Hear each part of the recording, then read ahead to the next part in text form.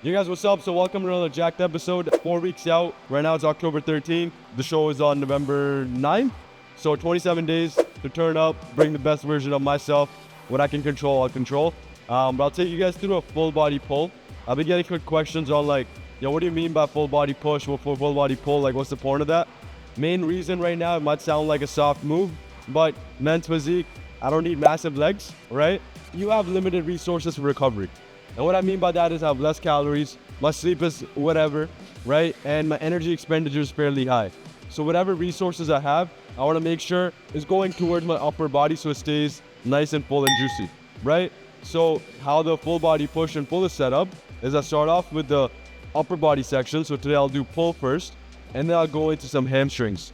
So hamstrings and quads are the end of the workouts, which I can't really push too much weight on. I'm still getting stimulus and maintaining muscle. I'm not really growing or making that muscle bigger or stronger, okay? So that's the idea behind doing this. But yeah, I'll take you guys through everything today. I'll talk through the video about my cardio change, nutrition change, and my training. But I'm just starting off with a couple of warm-ups. Downward dog, some split squats, some pullovers, and let's get the pull day going. So if you're having shoulder issues, this is a great drill for a couple of reasons. Number one, it's gonna allow you to push in the inside of your palm a little bit more. And why this is important is because when we're pressing a lot, sometimes the weight shifts to the outside, and this is where we start getting our shoulders out of position. So pushing inside of the palm into the plate. But the second thing is, you're gonna be pushing away from the ground, which allows your hands and your shoulders to get into an overhead position, right? Which will be up here, but you're just doing it in this manner right here, where you lift your hip up and do a nice little inhale. So now you're getting your shoulder into a position that doesn't spend time in, and using the inside of the palm, which can be great for overall shoulder health as well. So the warming up with it can be a great way. Guys, so second warm up is the front foot split squat. The reason I'm doing this is obviously I got some legs at the end of the workout, but also understanding if you just want to stay long term in the gym, you don't want to get hurt, right? So two main keys you want 100% is having some sort of shoulder mobility, like I just showed, and the next is hip mobility, right? So this is a great movement to get your hips into a position it doesn't spend too much time in. We're always sitting, or either we're like, trying to run or whatever we're doing. This allows you to push in the inside of the foot, like we're talking about the palm, inside of the foot, keep your heels down, but also get your hips in this deep position that doesn't usually spend time in, right? So think about here, push inside of the foot, and this will really help you create that hip internal rotation, which we need for RDLs, squats, a lot of the lower body movements, and it'll make your hips feel nice and juicy as well, okay? So this is one set, 8 to 12 reps, get the hips warmed up. I'll show you guys the next drill in a second. And the third warm up is a B stance RDL. So two main things you want for your hips: be able to move up and down. Second thing, be able to push your hips back without using your low back, right? So the B stance RDL, how it looks like is you have one foot in front, the other one slightly behind it, and having the dumbbell on the opposite side helps you push your hips a little bit towards the side of the front leg, okay? Slight bend where you want to have your knee above your ankle. You don't want to overly bend because you won't be able to push your hips back. So this is a nice little slight bend. Push inside of the foot and just think about hips. Hips, hips, hips. Hips stop going back, you come back up, okay? And maintain that knee bend. Don't lock out every single time, okay? Slight bend, hips, hips, hips. Nice juicy stretch. Push foot into the ground. There you go. Just one set here, 8 to 10 reps to get the hips moving. You can do a couple extra sets here if you find your hips are not the nicest, right? So, ooh, hips don't lie. Now the fourth warm up, we're doing pullovers with the cable. So understand, we're in the yoga push-up. It allowed us to get our hands overhead. So now our brain's like, oh shit, bro, you already been up here. So now you go use some weight and you use that mobility in a dynamic manner, okay? So main thing here, why I have the bench, that's because when we do the standing, a lot of us, standing is fine as well, but if you do standing, we tend to arch the low back too much.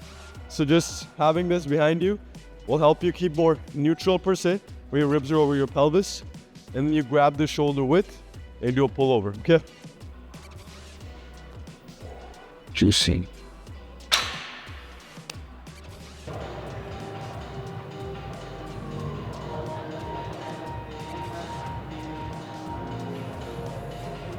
Guys, so first exercise of the day is reverse pec deck, single arm.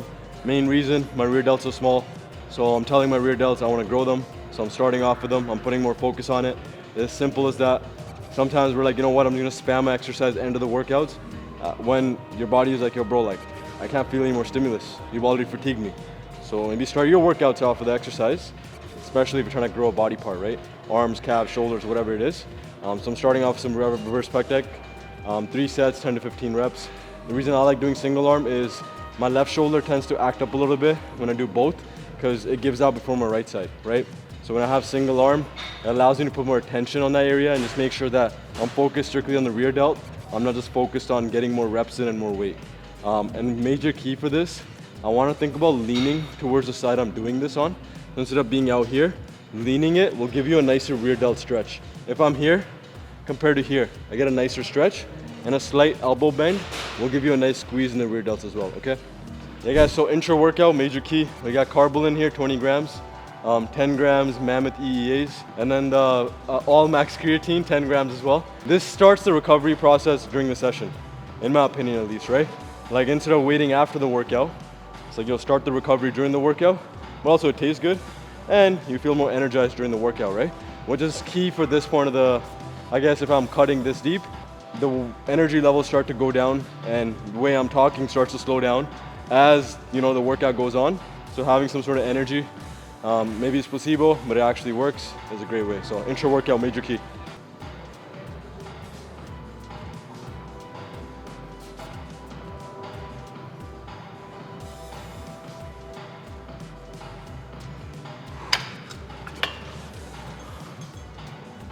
Ooh, sick. So that's rear delt flies, 3 sets, 10 to 15. Now I'm gonna go to single arm lat row. You're gonna see a lot of lat work just because main thing with physique, I need those big wings. So we're gonna do 2 sets there, 1 set, 8 to 12. Actually, both the sets are 8 to 12, but we'll send it. Okay, let's get it.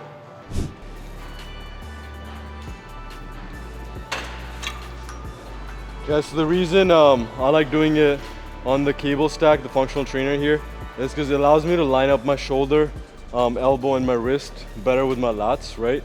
If I'm doing it on this machine, it's wicked as well, don't get me wrong. I just find if I'm gripping something lower here, it doesn't hit my mid lats or even the lower lats as well.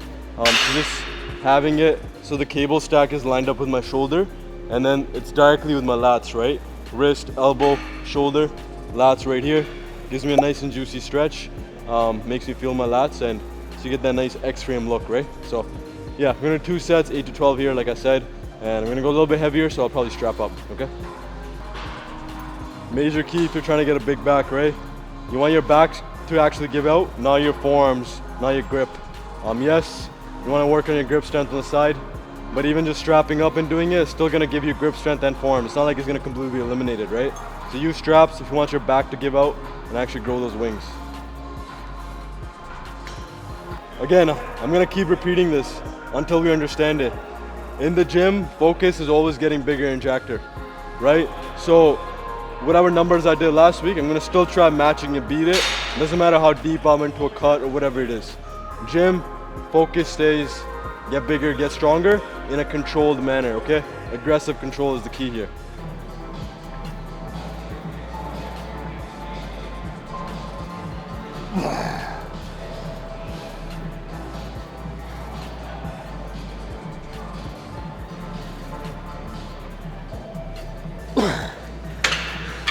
I got 9, bitch. Let's go. Beat last week. 27 days out. Gainz. That was a good set. Guys, we can develop the ability, or I'm trying to at least, is to like go in and out of zoning in, zoning out. Game changer. Like literally you'll be talking 1 second, and the next second is like you're dialed in.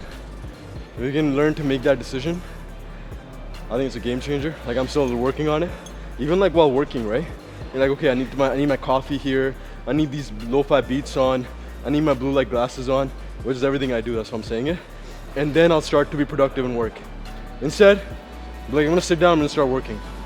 You start moving, momentum gets created, right? That's gonna be major key. If you're always finding yourself like procrastinating or like just not having the energy to do things. The energy comes from doing the thing. Once you start doing it, your body's like, oh shit, okay. Momentum starts to get created, right? So don't limit yourself in terms of how much we can do. Hey! Oh! Fuck! Jeez! So, 2 sets done. Now we're gonna do some neutral grip pull downs. Both are a little bit more lat focused. That one's gonna be same thing, 2 sets, 8 to 10. Close to failure, 1 or 2 reps left. And yeah, then we got some arms and hammies. Let's get it. Guys, so neutral grip pull downs. I like this mag grip. If your gym doesn't have it, buy it off Amazon. Invest in your lats, okay? Want big lats, invest in them. Do a couple warm-up sets. Get a feel for the movement.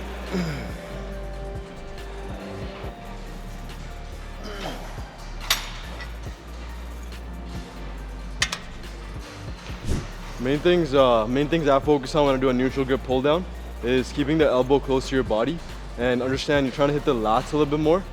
So you don't want a crazy low back arch, right?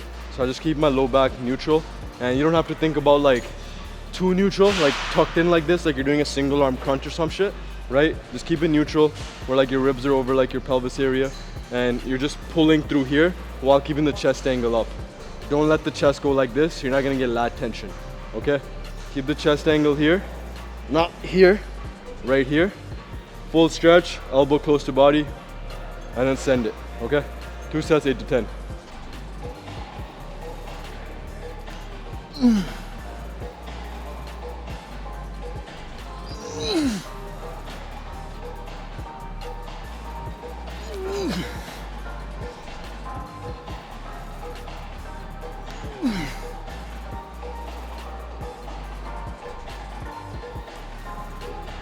Fuck.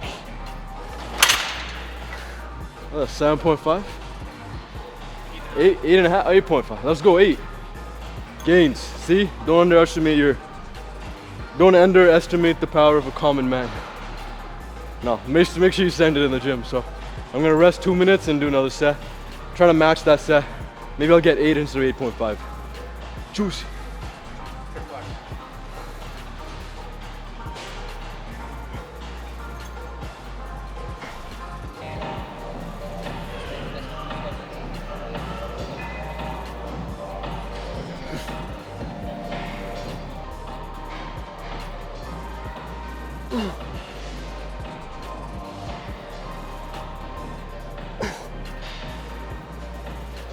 Fuck. I think that was 7. And those swingy reps too, going Brampton style. So maybe this is what I'll do next week. Second set I'll lower the weight, so I can hit the rep range. Because I did say if I didn't hit it, but yeah, that's it for the lat portion. Now we're gonna do some bicep curls, alternating curls, and then low cable, and some hammies. Alternating curls, we're gonna do 2 sets, 8 to 12, and then we'll do some low cable. Okay, let's get it.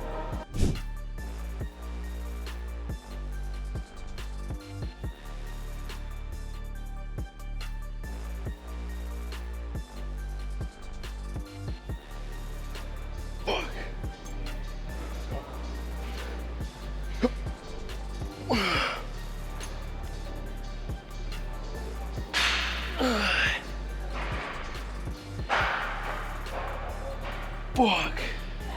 Oh shit. God damn. You want big arms? Train your arms. Soft, man. We do like random shit. Put tension on the bicep. Okay, now we got incline bicep curls, guys. We're gonna stretch the bicep out. We just pumped it up. Now we stretch it. Okay? So you get jacked. Let's get it. Guys, major key here. The other one, the elbow is in front of the shoulder. This one, the elbow is behind the shoulder. Okay, and keep it there.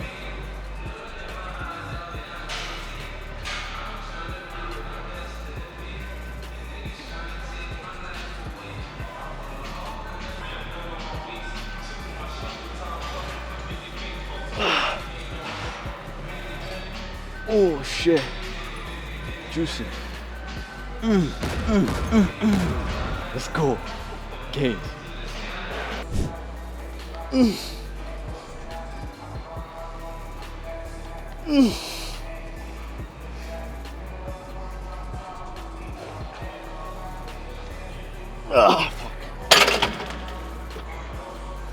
Guys, so within 100 here for 9 reps, which is good. 8 to 12 rep range.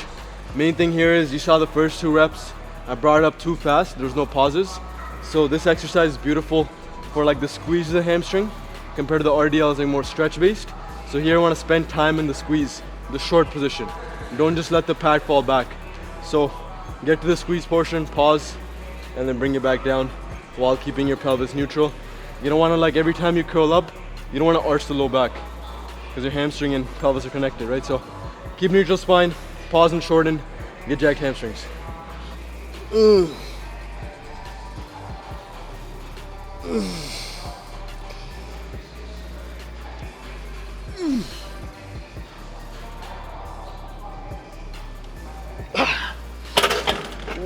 fuck. Just went ham. Let's go. So now we squeeze the muscle, now we stretch it. Just like with the bicep, right? Squeezed it, stretched it. Now I just squeezed it, now I'm gonna go stretch it with B stance RDL. Main reason behind, actually we'll talk about it when I get to B stance. Let's get it.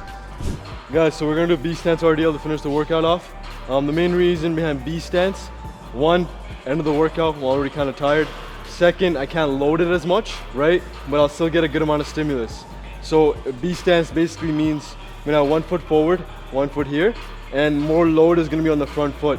So technically I'm doing a single leg-ish RDL with some stability, means I can't go as heavy. That means I can't send it.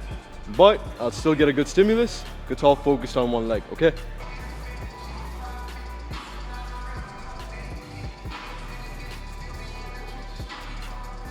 Fuck. Right hamstring feels a little weird, but it's okay. I think at 7 reps. Yeah, I'm gonna be a little safe when it comes to like lower body, you know? Main reason is just how the movement is set up. If I was sitting on like a machine or something like that, I have the stability that can help me. And this one, it's all up to me, right? Like, if I fuck up a movement, it's gonna hurt. And it's not gonna be the most fun, especially when I'm posing as like whatever physique, you know? The hamstrings are needed. So, but yeah, 1 more set of this, and then we're done. Let's get it.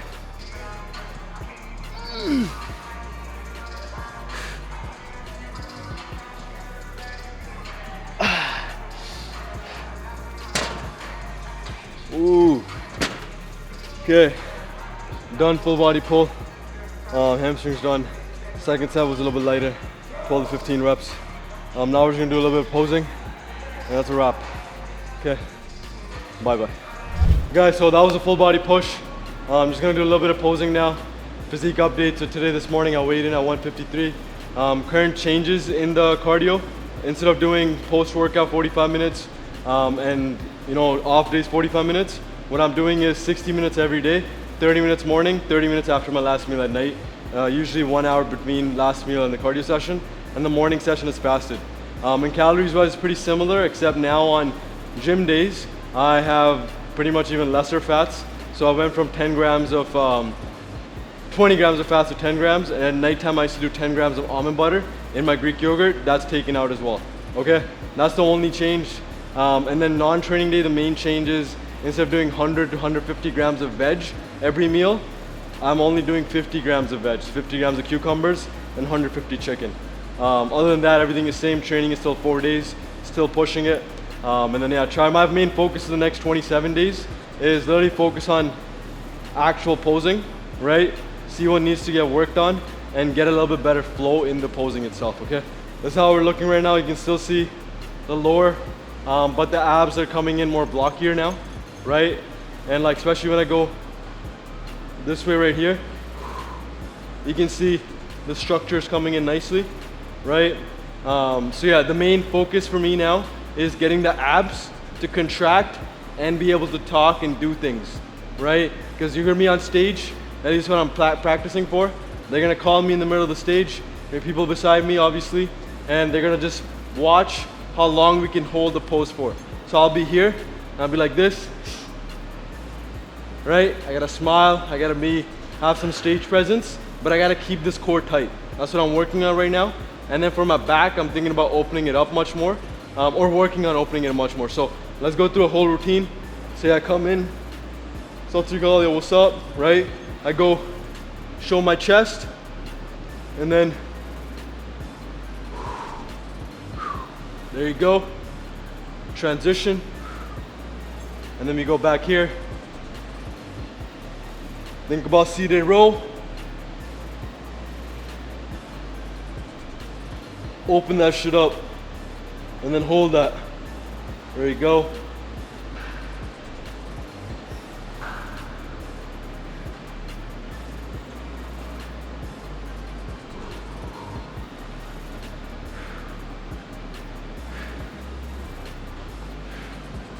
So that's the current routine. Looking pretty jacked, feel pretty good. Just gotta get a little bit fluff gone here and the lower back. Still holding on to this. I know whoever's watching, they're like, yo bro, what the fuck are you talking about? But it's a sport, it's one of those egoistic sports you can get into. And if you're looking at people online looking at this, like I want that, it takes a lot of work and most people don't need to get here. It's really, really unsustainable, okay? I'm only doing this for one purpose, which is hop on stage. Other than that, maybe I would have stopped like 10 pounds ago, okay? Because that look is totally fine as well. So yeah, current physique update, hope you guys enjoyed. Again, tryingtogetjacked.com, check that out for coaching, app, community, resources, bunch of training guides on there. And then again, comment any feedback you guys have, anything else you guys want to see, and hopefully you're following along on the daily vlogs. Stay jacked.